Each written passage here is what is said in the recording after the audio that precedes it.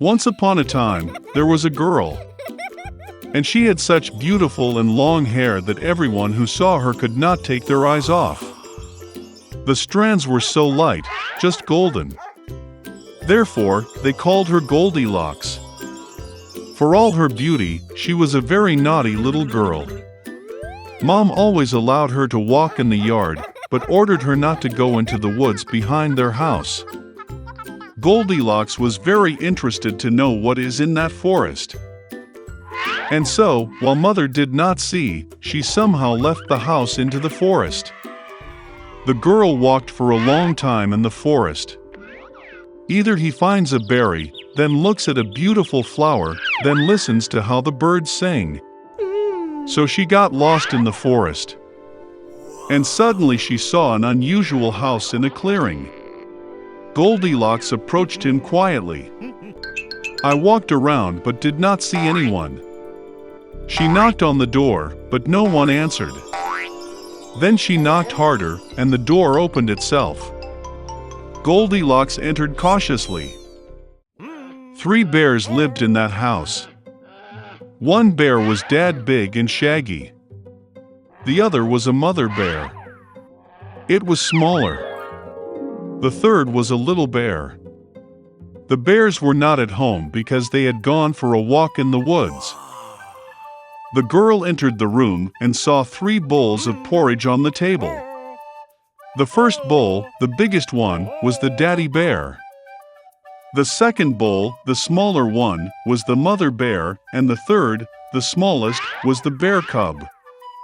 Near each bowl lay a spoon, large, medium, and small. Goldilocks was so hungry that she first wanted to eat from a large bowl. She took the largest spoon, took the porridge, tasted it, but the porridge was too hot. Then she took a medium spoon, took the porridge, tasted it, but the porridge was too cold. Finally, she took a small spoon and tasted the porridge from the small bowl. This porridge was neither hot nor cold, just right. And Goldilocks ate all the porridge from the little bowl. After eating, the girl wanted to sit and saw 3 chairs near the stove, one large, another smaller, and the third, very small, with a little red pillow. First, she tried to climb into the largest chair, but could not. Then the girl tried to sit on the middle chair, but it was very hard and uncomfortable. Finally, she sat down on the smallest chair, and it was just right for her. Goldilocks liked the chair so much that she began to swing on it. The chair cracked, broke, and she fell to the floor. The girl got up and went to another room. There were 3 beds, large, medium, and small. First, Goldilocks climbed onto the first bed, but it was too high and hard. I lay down on the middle one, it was too spacious and soft. The girl lay down on the third, smallest bed. She was just right for her. Goldilocks felt so comfortable and cozy that she quickly fell asleep. The girl was fast asleep when the bear family returned home. The bears got very hungry and immediately went to the table. Seeing his bowl, Papa Bear got really angry. Someone was eating my porridge. He growled. The bear mother also looked into her bowl and growled less loudly. Someone was eating from my bowl too. And the bear cub, seeing his empty bowl, cried loudly. Someone didn't just eat from my bowl, he ate all my porridge. The bears smelled something was wrong, left the table, and began to look around. Daddy Bear noticed that someone moved his chair and growled in a terrible voice. Someone was sitting on my chair. The bear mother looked at her chair and complained. Someone was sitting on my chair and moved it from its place. And then, the bear looked at his broken chair and again cried loudly. Someone did not just sit on my chair, but broke it. All 3 bears went cautiously into the bedroom. Someone was lying on my bed and crumpled it. Papa Bear roared in a terrible voice. And someone was lying on my bed too and crumpled it, growled the mother bear. The teddy bear looked at his bed and cried again. Someone was lying on my bed. And then he saw the girl and squealed in a thin voice, and still sleeps in her. Dad and Mom bears came to the bed and saw that a little girl was sleeping there. Goldilocks woke up from the cry of a bear cub, and was very frightened. There were 3 bears in front of her. She instantly jumped out of the house and ran wherever her eyes looked, without looking back. The girl ran for a long time. She was very tired, and then she saw her mother, who was looking for her missing daughter in the forest. Since then, Goldilocks always listened to her mother and did nothing without her permission. She became a very obedient, kind, and good girl. One day, all the animals on the farm were left without food. Then one little red hen decided to go to the field and look for something to eat. It was sad to walk alone, so the hen went to the cow and invited her to walk together. But the cow did not want to go anywhere, and therefore said that she was very hot and she would stay on the farm.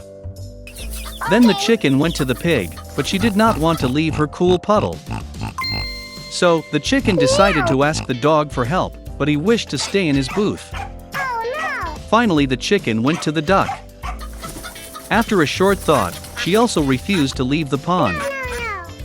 Nobody wanted to go with the chicken, so she had to look for food alone. So, a chicken walked across the field and found several grains of wheat. Joyful, she returned to the farm and decided to plant the seed she found. The chicken thought that friends could help her. She showed the grains to the cow and offered to plant them together. But the cow was still very hot. Then the hen approached the pig, but she refused to help. So, the chicken turned to the dog, but he did not want to leave the booth. The last hen asked for help from the duck, but she decided to stay in her favorite pond. And the chicken had to plant the seeds alone. Weeks passed, the rains began, and the seeds sprouted. It would be worth weeding them. Then the chicken asked her friends who could help her. The cow said it was raining today. The pig did not want to move. The dog was afraid to get dirty, and the duck complained about its health. And again the chicken had to do everything herself. The little red hen weeded the bed alone. After a while, the wheat grew and it was time to harvest. Then the chicken invited her friends to collect wheat together. But the cow was very busy. The pig did not want to get out of its puddle. The dog hid in his booth, and the duck did not listen to the chicken at all. So the little red hen worked until nightfall. She was harvesting wheat ear by ear. Finally, it was time to turn the grains into flour. The chicken again went to ask for help from her friends. Then the cow said that it was time for her to give milk, and refused to leave the barn. The pig didn't want to help either. The dog said that he did not know how to make flour, and the duck was very busy swimming in the pond. The little chicken chopped the wheat herself and turned it into flour. Finally, it's time to bake delicious bread. The chicken turned to her friends for help. But the cow had no time for work. The pig is too tired to help. The dog was busy, and the duck said that she did not know how to bake bread at all. This time, the chicken got really angry. She went to the kitchen, and she kneaded the dough from the flour that she ground. She put it in the mold herself, sent it to the oven and waited for the bread to be baked. When the aroma of fresh baked goods spread around, the chicken took the bread out of the oven. She went out into the garden, sat down at the table, and called her friends. Seeing fresh bread, all the inhabitants of the farm crowded around the chicken. They all wanted to eat well. But the chicken said that she would not share with her friends. After all, she made the bread herself, and therefore only she deserved to eat. And with great appetite, the chicken began to peck at the bread. But she couldn't come to terms with the fact that her friends were hungry. Then the chicken decided to share food, but only if her friends promised to continue to help her in everything. Now all the animals were ashamed of their behavior, because they realized that the chicken was right. And they promised to always help each other in everything. The little red hen knew that her friends were learning a real lesson. She shared bread with them. The friends ate together, became well-fed and contented. They lived on their farm for a long time and always helped each other.